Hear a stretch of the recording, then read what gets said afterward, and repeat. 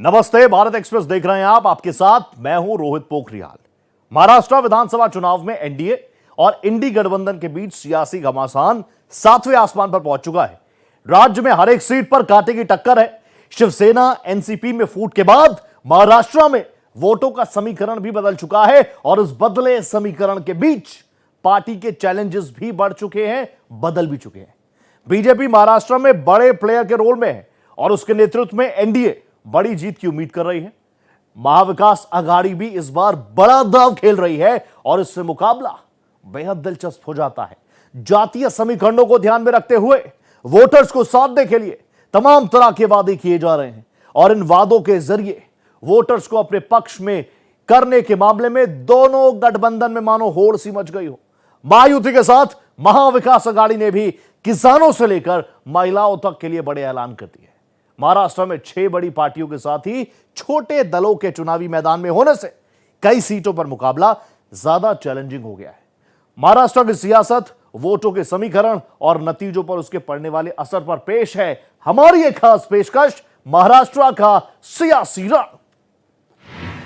युवा, महिला, जाति, किसान,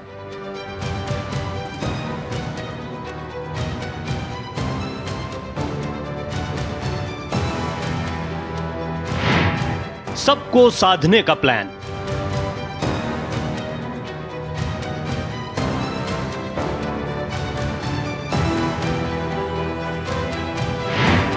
अलग अलग सियासी समीकरण,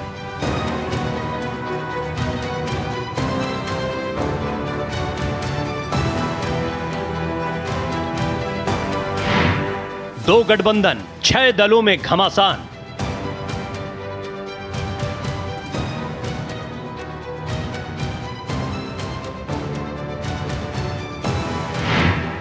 वोट बैंक पर पार्टियों की नजर।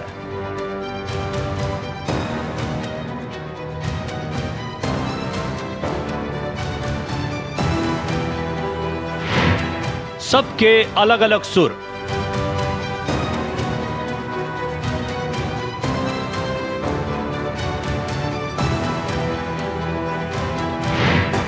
वोट बैंक को साधने की होड़।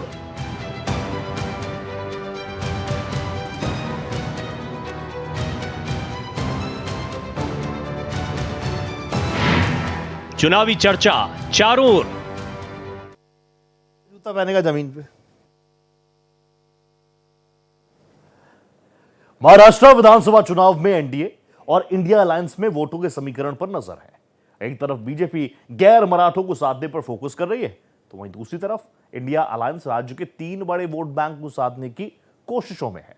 लोकसभा चुनाव में कांग्रेस का यह फॉर्मूला कामयाब रहा था और इसी को ध्यान में रखते हुए विधानसभा चुनावों में इंडिया गठबंधन ने डीएम के फॉर्मूले पर ही दांव चला है। इसमें दलित, धनगर, मराठा, मुस्लिम और कुणबी शामिल हैं। हालांकि महाविकास आघाड़ी की भी कोशिश महिला, किसान और युवाओं को भी साधने की है। महिला और युवा बीजेपी के सबसे बड़े कोर वोटर्स माने जाते हैं और महाविकास आघाड़ी इसमें सेंध लगाने की फिराक में है। महाविकास आघाड़ी की सियासी चाल को फ्लॉप करने में बीजेपी जुटी हुई है। बिछी सियासी बिसात। महाराष्ट्र विधानसभा चुनाव में अपनी जीत को सुनिश्चित करने में जुटी पार्टियां साम दाम दंड भेद की रणनीति को अपनाने में जुट गई हैं। इंडिया गठबंधन राज्य में मराठा और मुस्लिम वोट बैंक को पुख्ता करने की कोशिशों में जुटी है, तो राज्य के सियासी माहौल को देखते हुए बीजेपी ओबीसी और एससी वोटों पर फोकस कर रही है। महाराष्ट्र विधानसभा चुनाव में कांग्रेस के नेतृत्व वाले इंडिया गठबंधन ने वापसी के लिए लोक लुभावन वादों का पिटारा खोल दिया है। कांग्रेस अध्यक्ष मल्लिकार्जुन खड़गे, राहुल गांधी, एनसीपी एस प्रमुख शरद पवार और शिवसेना यूबीटी के अध्यक्ष उद्धव ठाकरे ने एक साथ चुनावी हुंकार भरते हुए 5 गारंटी का ऐलान किया। इसके जरिए महाविकास आघाड़ी महाराष्ट्र के 3 बड़े वोट बैंक का दांव चल रहा है। महिला, किसान और नौजवानों का दिल जीतने की कवायद की गई है। प्रदेश की पूरी सियासत लंबे समय से मराठा बनाम गैर मराठा के सियासी समीकरण पर सेट की जाती रही है। राज्य में गैर मराठा जातियों में मुख्य रूप से ब्राह्मण, दलित, ओबीसी और मुसलमान जातियां आती हैं। ये संकल्प पत्र में लाड़की बहनों के लिए, हमारे किसान भाई बहनों के लिए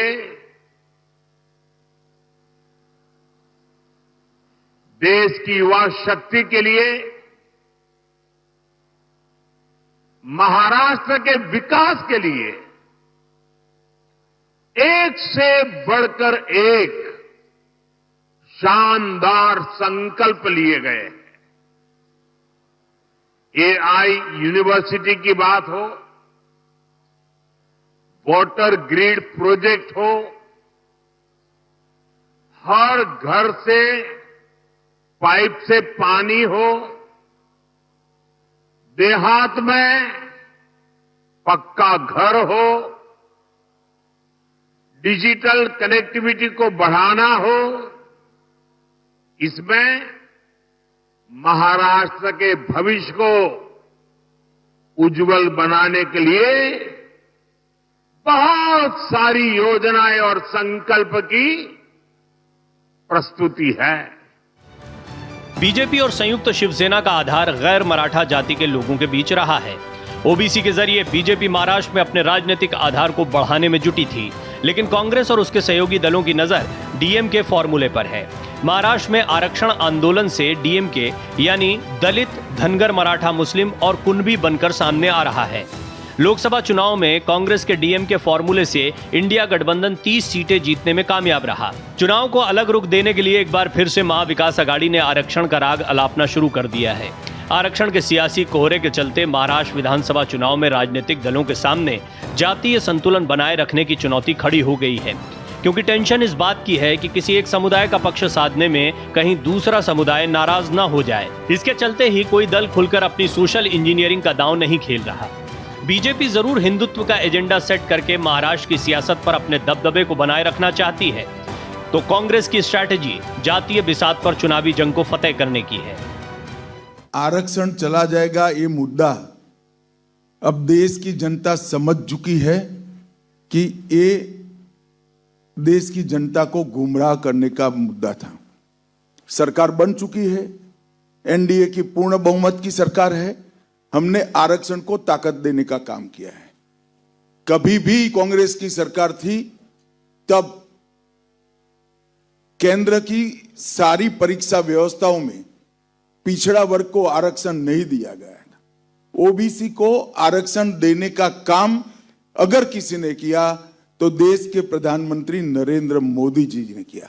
और संविधान की जहां तक बात है, ये बिना छपे का नकली संविधान राहुल गांधी का जो पकड़ा गया, उसके बाद में वो स्वयं एक प्रकार से जनता में हंसी के पात्र बन चुके हैं। महाराष्ट्र चुनाव में हमेशा से ही मराठा और गैर मराठा के सियासी समीकरण पर सेट रहा है। राज्य में चुनावी जीत के लिए मराठों का समर्थन इसलिए भी महत्वपूर्ण है क्योंकि ज्यादातर सीटों पर उनका दबदबा है और वो निर्णायक भूमिका में है। लिहाजा बीजेपी ने मराठा समुदाय की नाराजगी को दूर करने की कोशिश है, लेकिन उसका असली फोकस गैर मराठों पर भी शिफ्ट हुआ है। गैर मराठों में शामिल समुदायों को अगर एक साथ जोड़ दें तो राज्य में चुनावी नतीजों की परिभाषा बदल सी जाती है। मराठा बनाम मराठा, गैर मराठा के इसी समीकरणों को ध्यान में रखते हुए बीजेपी दलितों और ओबीसी वोटर्स को साधने में फोकस कर रही है। इन वोटर्स का राज्य में 150 से अधिक सीटों पर असर है। लोकसभा चुनावों में इनके असर वाले इलाकों में बीजेपी और शिवसेना शिंदे गुट को नुकसान उठाना पड़ा और इस बार भारतीय जनता पार्टी कोई रिस्क नहीं लेना चाहती। महाराष्ट्र का जातीय समीकरण। महाराष्ट्र की सियासत हमेशा से मराठा बनाम गैर मराठा के सियासी समीकरण पर सेट की जाती रही है। गैर मराठा जातियों में मुख्य रूप से ब्राह्मण, दलित, ओबीसी और मुसलमान जातियां आती हैं। करीब 30% के साथ मराठा राज्य में सबसे बड़ी आबादी है। वहीं दलित 12 और मुस्लिम 13% के करीब हैं। ओबीसी की आबादी 38 से 40% के बीच है और अलग अलग जातियों में बटी हुई है। महाराष्ट्र में ब्राह्मण समुदाय की आबादी 6 से 8% के बीच है। बीजेपी और संयुक्त शिवसेना का आधार गैर मराठा जाति के लोगों के बीच रहा है। ओबीसी के जरिए बीजेपी महाराष्ट्र में अपने राजनीतिक आधार को बढ़ाने में जुटी है, लेकिन कांग्रेस और उसके सहयोगी दल इस समीकरण को बदलने की फिराक में हैं। महायुति के साथ साथ केंद्र में एनडीए की सरकार यानी महाराष्ट्र में डबल इंजन की सरकार, यानी विकास की डबल रफ्तार महाराष्ट्र के लोगों ने पिछले 2.5 वर्षों में विकास की इस डबल रफ्तार को देखा है। आज महाराष्ट्र देश का वो राज्य है जहां सबसे ज्यादा विदेशी निवेश हो रहा है। फॉरेन डायरेक्ट इन्वेस्टमेंट, यहां नए एयरपोर्ट बन रहे हैं, नए एक्सप्रेस वेज बन रहे हैं। आज महाराष्ट्र में करीब 1 दर्जन वंदे भारत ट्रेनें चल रही है। विदर्भ में दलित तो मराठवाड़ा में मराठा वोटर निर्णायक भूमिका में हैं। तो पश्चिम महाराष्ट्र में मराठों का दबदबा है। बीजेपी का फोकस महाराष्ट्र में ओबीसी वोटों पर रहा है और वो उनके सहारे लंबे वक्त तक राजनीति करती रही है। ऐसे में दलित समाज में बीजेपी के खिलाफ आरक्षण और संविधान खत्म करने का शक पैदा करने का खतरा बढ़ाने की कोशिश इंडिया गठबंधन कर रहा है। हालांकि आरक्षण के जरिए चुनाव में वोटर्स को साधने की इंडिया गठबंधन की रणनीति पर बीजेपी ने कांग्रेस की घेराबंदी शुरू कर दी है। महाराष्ट्र में बीजेपी की ओर से कांग्रेस पर लगाए गए हालिया आरोपों ने चुनावी सरगर्मी बढ़ा दी है। भाजपा ने कहा कि कांग्रेस ने महाराष्ट्र में मुसलमानों को सरकारी नौकरियां और शिक्षण संस्थाओं में 10% आरक्षण देने का वादा किया है। बीजेपी ने पलटवार करते हुए आरोप लगाया कि मुस्लिम आरक्षण की आड़ में कांग्रेस SC, ST और ओबीसी का अधिकार छीनने की साजिश कर रही है। देश में कानून नहीं है, हर राज्यों ने बनाया है और एक कानून के मसौदे पर भारतीय जनता पार्टी अपनी एक आंतरिक कमेटी भी बनाएगी और महायुति की सरकार बनने के बाद सरकार भी एक कमेटी बनाकर सभी स्टेक होल्डर से चर्चा कर पर कठोर से कठोर कानून जिसके कारण धर्मांतरण शून्य हो जाए, इस प्रकार का कानून लेकर हम आएंगे। देखिए, पहले तो मैंने नहीं कहा कि वो अमल नहीं कर रहे हैं, उनके राष्ट्रीय अध्यक्ष जी ने कहा है कि बड़ा कठिन होता है ऐसे वादे दे देते हो तब। और मैं पूरी महाराष्ट्र की जनता को करबद्ध विनंती करना चाहता हूं। महाराष्ट्र के लोग हिमाचल में भी है, महाराष्ट्र के लोग कर्नाटक में भी है और महाराष्ट्र के लोग तेलंगाना में भी है।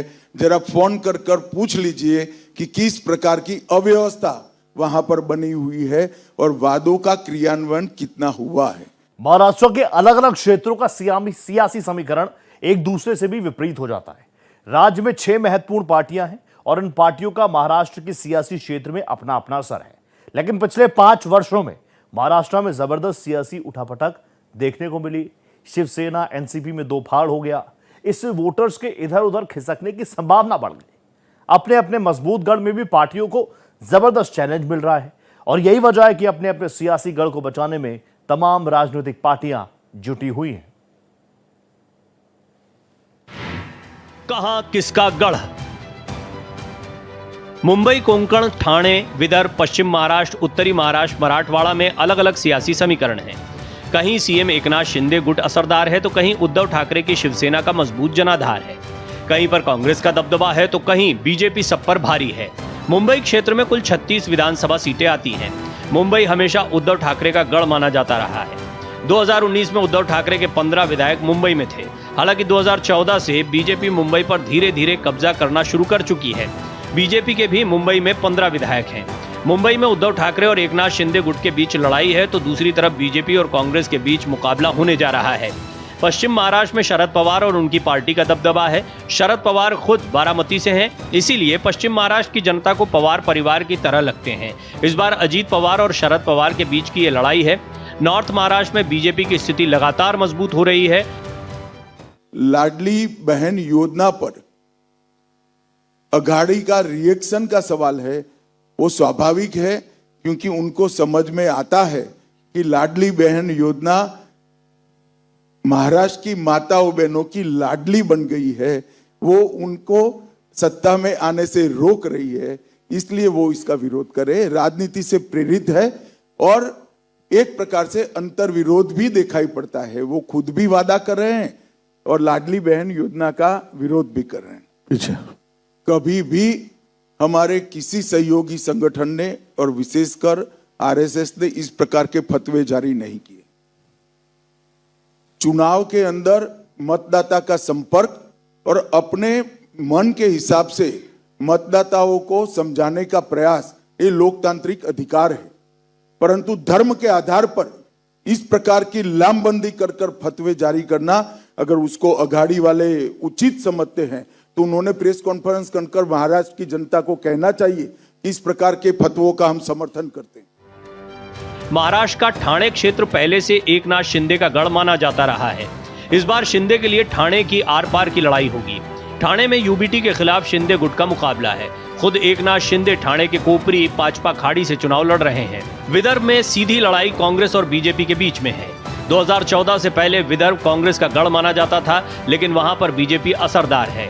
कोंकण पर सांसद नारायण राणे असरदार रहे हैं, लेकिन वो जमाना बाला साहब ठाकरे का था। धीरे धीरे कोंकण क्षेत्र में उद्धव ठाकरे का करिश्मा दिखने लगा। यहाँ पर सीधी लड़ाई उद्धव गुट और शिंदे गुट के बीच में है। लगातार 3 दिन से कांग्रेस के अध्यक्ष श्री मल्लिकार्जुन खड़गे जी की बात को देख करके वे मुझ पे बहुत नाराज हो रहे हैं। वे नाम पीले बनने जा रहे हैं मेरे मुझ पर कि मैं इस प्रकार की भाषा का प्रयोग क्यों कर रहा हूं। खड़गे जी, मैं एक योगी हूं और एक योगी के लिए देश पहले होता है, राजनीतिक स्वार्थ बाद में। यही अंतर है एक योगी में और आप में कि मेरे लिए देश पहले है, क्योंकि मेरे नेता मोदी जी ने हमें यही बताया है कि पहले हर काम देश के नाम। लेकिन आपके लिए कांग्रेस की तुष्टीकरण की नीति पहले है। चुनाव में एनडीए और इंडिया अलायंस के बीच जबरदस्त टक्कर नजर आती है। वोट बैंक को साधने के लिए दोनों गठबंधन में जोर आजमाइश है। जातीय समीकरणों को साधने के साथ ही महिलाओं और किसानों को अपने पक्ष में करने की कोशिश चल रही है। राज्य में दोनों ही ज्यादातर सीटों पर निर्णायक भूमिका में है और इसी को ध्यान में रखते हुए दोनों ही गठबंधन की तरफ से उन्हें साधने की कोशिश की जा रही है। उनके लिए वादों की बौछार की जा रही है। बीजेपी की जीत में महिलाएं अहम रोल अदा करती हैं और इस वोट बैंक में सेंध लगाने की कोशिश इंडिया गठबंधन कर रही है। वोट बैंक की सियासत। महाराष्ट्र में इस बार चुनावी घमासान अलग रुख अख्तियार करता जा रहा है। चुनाव में बीजेपी की जीत में आधी आबादी का अहम रोल माना जाता है।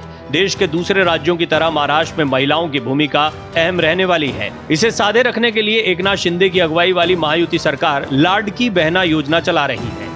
इसको बीजेपी, शिंदे और अजीत पवार का ट्रम्प कार्ड माना जा रहा है। बीजेपी, शिवसेना, एनसीपी सरकार फिलहाल लाडकी बहना योजना के तहत महिलाओं को 1500 रुपए हर महीने भुगतान कर रही है। उन्होंने सत्ता में बने रहने पर इस राशि को बढ़ाकर 2100 रुपए करने का वादा किया है। इसके जवाब में महाविकास आघाड़ी ने उससे बड़ा दांव चला है। कांग्रेस नेता राहुल गांधी ने मुंबई में महाराष्ट्र स्वाभिमान सभा को संबोधित करते हुए इस बात का ऐलान किया कि महाराष्ट्र में अगर महाविकास आघाड़ी की सरकार बनती है तो महिलाओं के लिए महालक्ष्मी योजना शुरू करेंगे। इसके तहत महिलाओं को 3000 रुपए हर महीने दिए जाएंगे। इसके अलावा महिलाओं को मुफ्त में बस यात्रा की भी गारंटी दी है। महालक्ष्मी योजना 3000 रुपए हर महिला के बैंक अकाउंट में हर महीने इंडिया गठबंधन की सरकार डालने जा रही है। हर महीने बैंक अकाउंट में महाराष्ट्र की महिलाओं को 3000 रुपए सीधा खटाखट नजर जाएगा।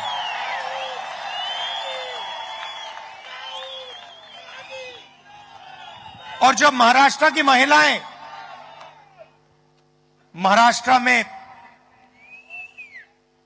बस में कहीं जाएंगी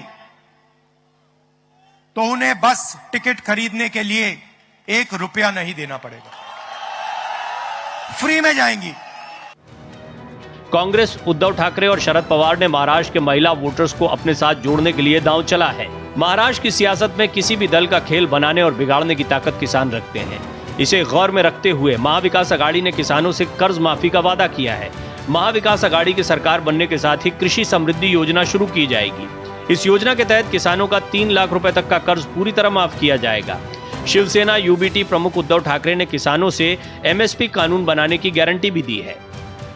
जब भी बटेंगे तो गणपति पूजा पे हमला होगा। जब भी बटेंगे लव जिहाद और लैंड जिहाद के नाम पर यहां की जमीनों पर भी कब्जा होगा, बेटी की सुरक्षा भी खतरे में पड़ेगी। जब भी बटे होंगे तो ये गुंडे कालनेमी बन करके अलग अलग रूपों में जाकर के गुमराह करने का प्रयास करेंगे। जो भी होना है आर पार होना है।